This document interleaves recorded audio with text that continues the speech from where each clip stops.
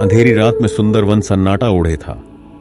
हवा में एक अजीब सी सरसराहट गूंज रही थी, जैसे जंगल कोई रहस्य छुपा रहा हो। तभी झाड़ियों के बीच एक फुफकार उठी, तेज, ठंडी और नागिन जैसी। धीरे धीरे एक परछाई उभरी, सांप की तरह लहराती आकृति। वशिष्ठा।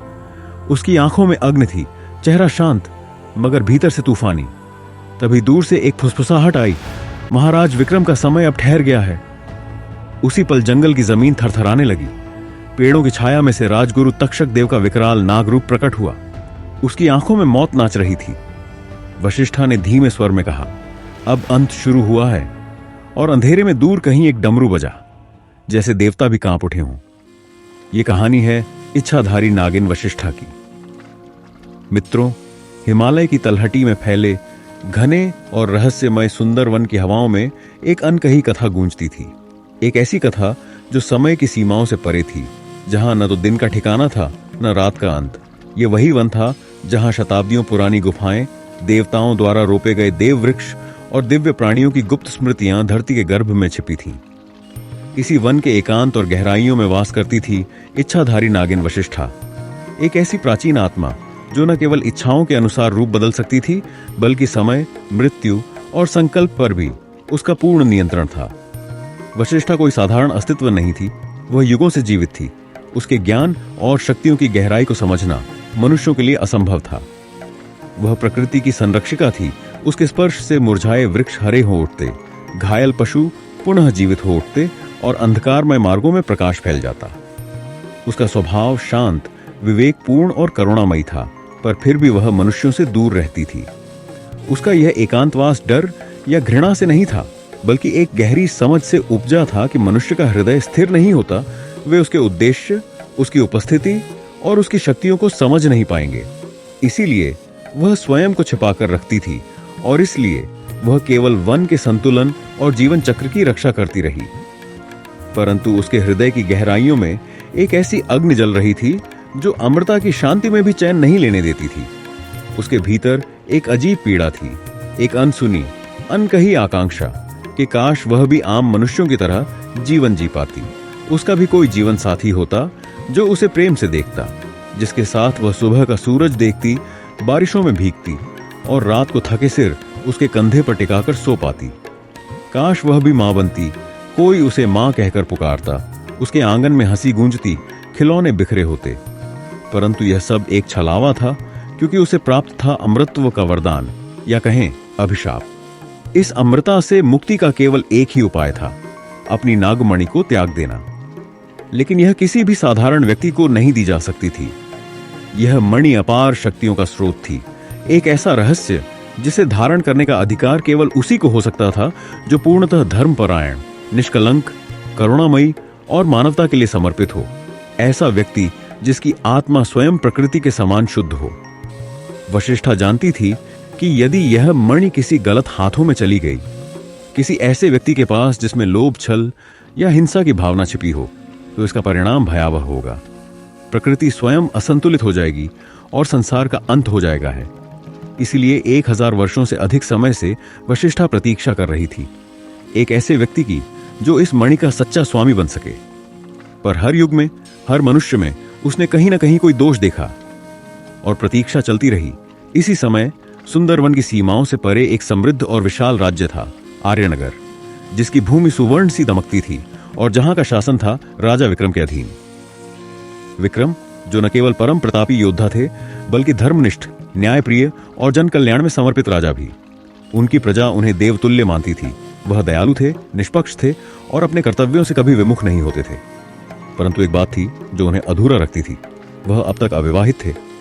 इसलिए नहीं कि उनके योग्य कोई नहीं था, बल्कि इसलिए कि उन्हें वह साथी नहीं मिला था जो उनकी आत्मा की गहराई को समझ सके, उनके साथ कदम से कदम मिलाकर धर्म और सेवा के मार्ग पर चल सके।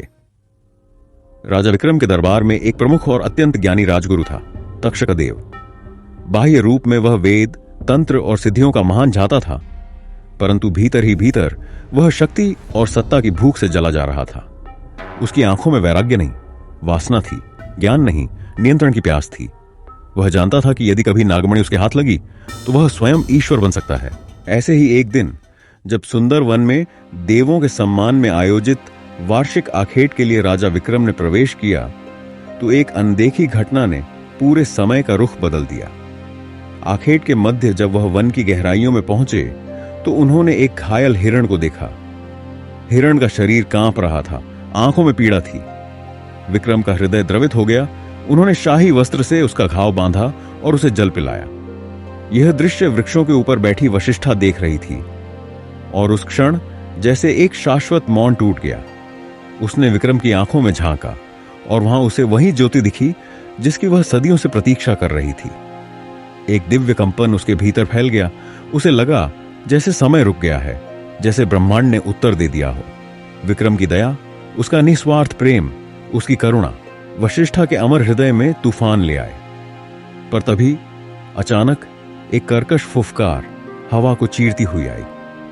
एक जहरीला सर्प झाड़ियों से निकलकर विक्रम की गर्दन पर डस गया और तुरंत ही ओझल हो गया। विक्रम को कुछ समझ नहीं आया, केवल एक तीव्र जलन और थकावट महसूस हुई। वशिष्ठा जानती थी यह कोई सामान्य सर्प नहीं था, यह विष अत्यंत घातक था। यदि कुछ ही क्षणों में हस्तक्षेप न किया गया तो मृत्यु अवश्यंभावी थी। वह तुरंत वृक्ष की शाखा से नीचे उतरी, मनुष्य रूप में प्रकट हुई, एक दिव्य तेज से परिपूर्ण, परंतु फिर भी कोमल और सरल। उसके नेत्रों में प्रेम था, चेतना थी और एक रहस्य भी। वह विक्रम के पास आई, उसकी आंखों में देखा और अपनी दिव्य दृष्टि से विष को नष्ट कर दिया। विक्रम को आभास भी नहीं हुआ कि उसे जीवनदान मिला है। केवल उसकी दृष्टि में छिपा कोई अलौकिक आकर्षण उसे अजीब सा सुकून दे रहा था। दोनों की नजरें मिलीं और उस पल प्रकृति गवाह बनी एक नई कथा के आरंभ की। वशिष्ठा ने केवल इतना कहा, मैं वन के भीतर एक आश्रम में रहती हूं, बहुत दूर, बहुत भीतर, जहां केवल वो पहुंचते हैं जिन्हें वन स्वयं बुलाता है। विक्रम मुस्कुराए, अनजाने ही जैसे उनके जीवन की सबसे अनमोल यात्रा शुरू हो चुकी थी। एक ऐसी यात्रा जो उन्हें केवल जंगल के रहस्यों तक नहीं, बल्कि वशिष्ठा के हृदय और नियति के रहस्यमयी द्वारों तक ले जाने वाली थी। विक्रम आखेट से लौट तो आते हैं, परंतु उनका मन वशिष्ठा की मधुर छवि और रहस्यमयी मुस्कान में उलझा रहता है। वे सभा में उपस्थित होते हुए भी कहीं और खोए रहते हैं। तभी सभा के द्वार पर भारी भरकम कदमों की आहट होती है और भीतर प्रवेश करता है राजगुरु तक्षक देव, लंबा, काले वस्त्रों में लिपटा, जिनकी आंखों में एक स्थायी चपलता और गहराई होती है जो किसी नाग की भांति प्रतीत होती है। तक्षक देव बड़ी नरमी से विक्रम से आखेट के विषय में पूछता है, परंतु उसकी दृष्टि बार बार विक्रम की गर्दन पर अटकती है। तभी जैसे ही उसकी नजर उन दो नीले सर्पदंश के निशानों पर पड़ती है, उसका चेहरा सफेद पड़ने लगता है। उसकी आंखें एक क्षण के लिए विस्मय से चौड़ी हो जाती हैं, मानो उसे अपनी ही दृष्टि पर विश्वास न हो। लेकिन तुरंत ही वह विस्मय एक धीमी, शातिर मुस्कान में ढल जाता है। ऐसी मुस्कान जो शिकार को डसने से पहले सर्प के मुख पर आती है। महाराज, क्या वन में कुछ विशेष घटा? तक्षक देव ने अपनी आवाज में अजीब सी कोमलता और विषैली जिज्ञासा भरते हुए पूछा। विक्रम ने सहज स्वर में उत्तर दिया, कुछ विशेष नहीं, पर एक कन्या से भेंट हुई। वन में रहने वाली एक सुंदर और करुणामयी कन्या वशिष्ठा, वही मेरा जीवन बचा गई। तक्षक देव ने अपनी आंखों की चमक को छिपाते हुए प्रणाम किया और धीरे धीरे उस सभा से बाहर निकल गया। लेकिन उसके भीतर एक तूफान उठ चुका था। राजगुरु अपने कक्ष में लौटते ही एक पुराने सड़े हुए काठ की संदूक को खोलता है, जिसमें नागों के चित्रों से अंकित एक प्राचीन ग्रंथ, अभिमंत्रित राख और मणियों के प्रतीक चिन्ह सुरक्षित रखे गए थे। उसने कांपते हाथों से ग्रंथ खोला और एक चित्र को देखते ही उसकी आंखों में लाली उतर आई। वही सर्पदंश, वही निशान, वही लक्षण। वह बुदबुदाने लगा, नागमणि वही है, वही स्त्री, वही नागिन है। वर्षों से जिसकी वह खोज कर रहा था, इच्छाधारी नागिन और नागमणि अब उसके सामने थी। परंतु एक बाधा थी, राजा विक्रम। जब तक विक्रम जीवित थे, मणि तक पहुंचना असंभव था। तक्षक देव की आंखों में पिशाचिनी चमक आ गई। उसने अपने अंधकारमय यंत्रों से एक भीषण योजना गढ़नी शुरू की। रक्त, विष और मंत्रों से सजी एक अभिशप्त योजना। इधर विक्रम ने निर्णय ले लिया कि वह वशिष्ठा से विवाह करेंगे। उन्होंने यह समाचार तक्षक देव को सौम्यता से बताया। तक्षक देव के मुख पर प्रसन्नता का मुखौटा आ गया, लेकिन भीतर से उसकी आत्मा कुटिल हर्ष से चिल्ला रही थी। अब दोनों एक ही स्थान पर होंगे और वहीं उनका अंत होगा। राजा विक्रम वशिष्ठा से मिलने घने सुंदर वन की ओर बढ़ते हैं, जहां वृक्षों की शाखाएं एक दूसरे में उलझी हुई हैं। लताएं पगडंडी को छुपा रही हैं और हर ओर रहस्यमय हरियाली में कोई अनदेखी दृष्टि झांकती प्रतीत होती है। पत्तों की सरसराहट में भी कोई संकेत छिपा है, जैसे प्रकृति उन्हें किसी गहरे रहस्य की ओर बुला रही हो।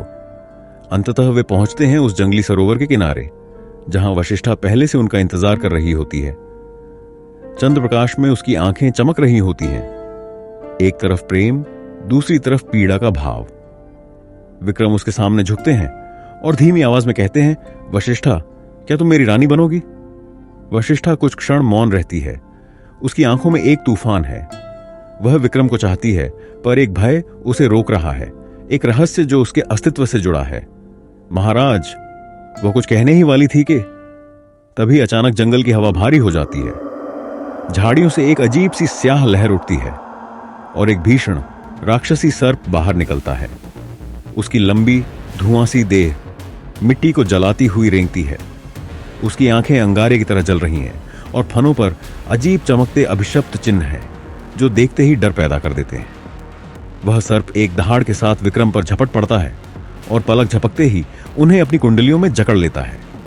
विक्रम तड़पते हैं, उनकी सांसें रुकने लगती हैं, होंठ नीले पड़ जाते हैं, जैसे जीवन उनके शरीर को छोड़ रहा हो।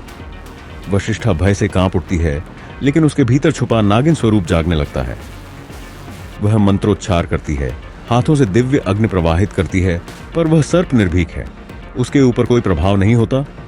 वह बुदबुदाती है, यह तक्षक देव की संतान है, अमर, अभिशप्त। इसका नाश सामान्य शक्ति से नहीं हो सकता। अब उसके पास दो ही रास्ते हैं, या तो वह अपने नागिन रूप में आकर विक्रम को बचाए और अपनी सच्चाई उजागर करे, या अपने प्रेम को सदा के लिए खो दे। उसकी आंखों से आंसू बहते हैं। वह एक क्षण को आकाश की ओर देखती है और तभी पास की झाड़ियों से रहस्यमयी हलचल होती है। पत्ते फटते हैं और वहां से प्रकट होता है एक अद्भुत सुनहरा नेवला। उसकी देह सोने सी चमक रही है और आंखों में एक अलौकिक तेज है, जैसे स्वयं देवता उसमें समाये हों। वह नेवला बिना एक क्षण गंवाए सर्प पर टूट पड़ता है। दोनों के बीच ऐसा युद्ध शुरू होता है कि संपूर्ण जंगल कांप उठता है। धरती फटती है, वृक्ष झुक जाते हैं, पक्षी आसमान में उड़ते हुए चीखने लगते हैं।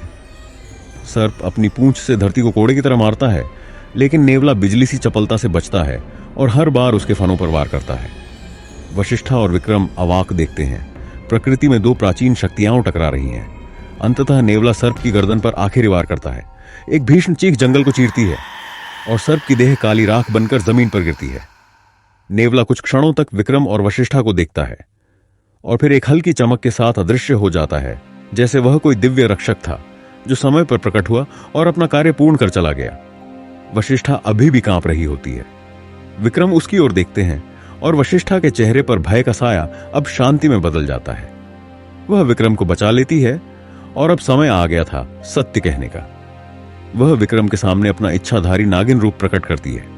उसकी आंखें नीली, उसके बालों में नागपाश और शरीर पर चांदी सी आभा होती है। वह सब कुछ कह देती है, मणि, उसका नागवंश और उसका प्रेम, और यह भी कि वह मणि को त्याग कर विक्रम के साथ जीवन बिताना चाहती है। विक्रम स्तब्ध होते हैं, परंतु उनके हृदय में भय नहीं, प्रेम होता है। राजा विक्रम तुरंत वशिष्ठा को लेकर राजधानी लौटते हैं। महल पहुंचते ही अपने सबसे विश्वसनीय सैनिकों को आदेश देते हैं, तक्षकदेव को बंदी बना लो। लेकिन तक्षक देव महल के स्तंभों के बीच प्रकट होता है।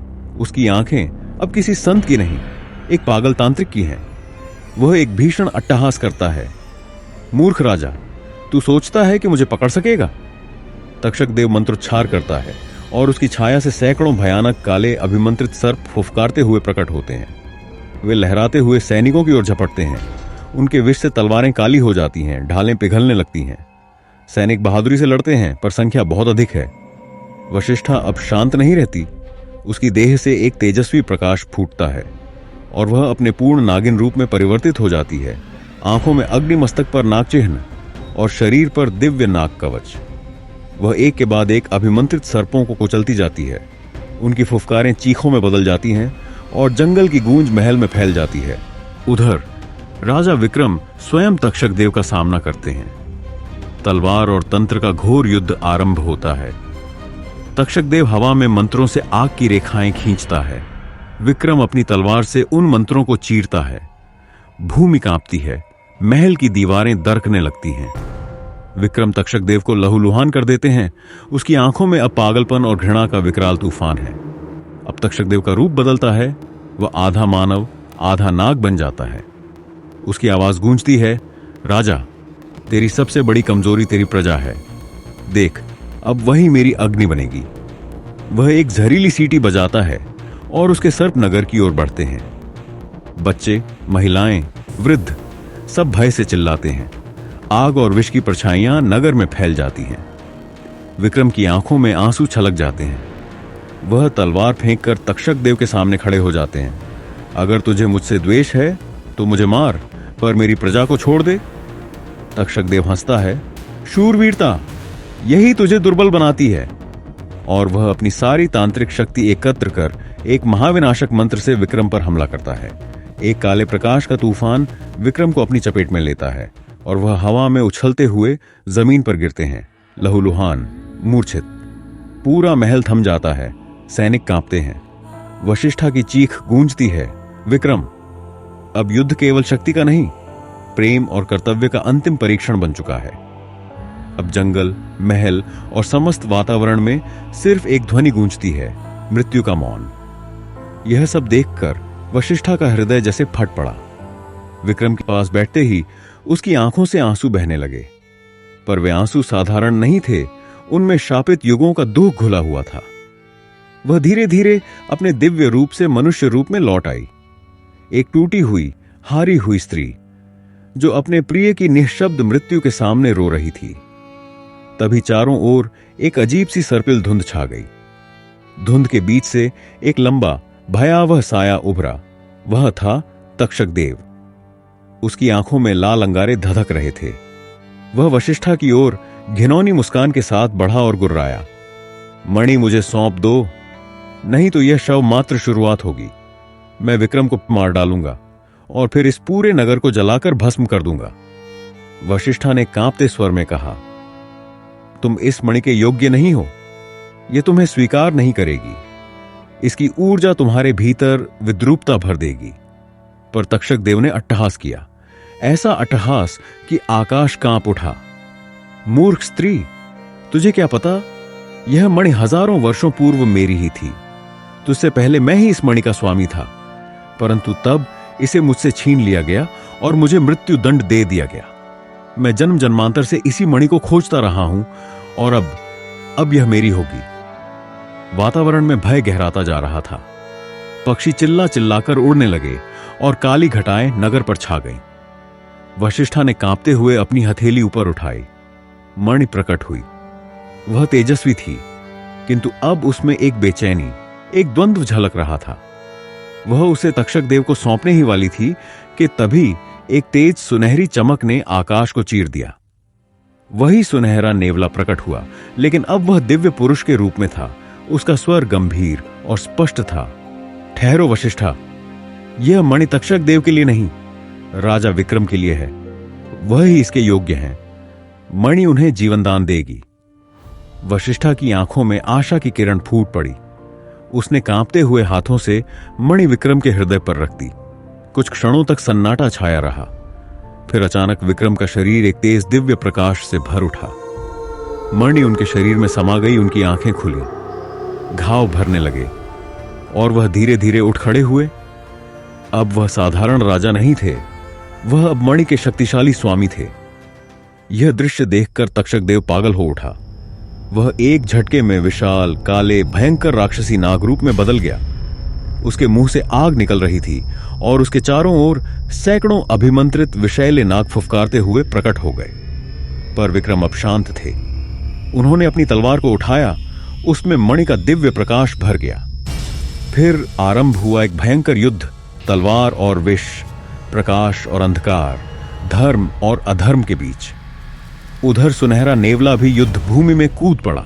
वह एक एक कर तक्षक देव के नागों को मारता गया। उनके चीखने की आवाजें जैसे आसमान को फाड़ रही थीं। उसने आकाश की ओर देखा और आकाश मानो उसकी पुकार सुन चुका था।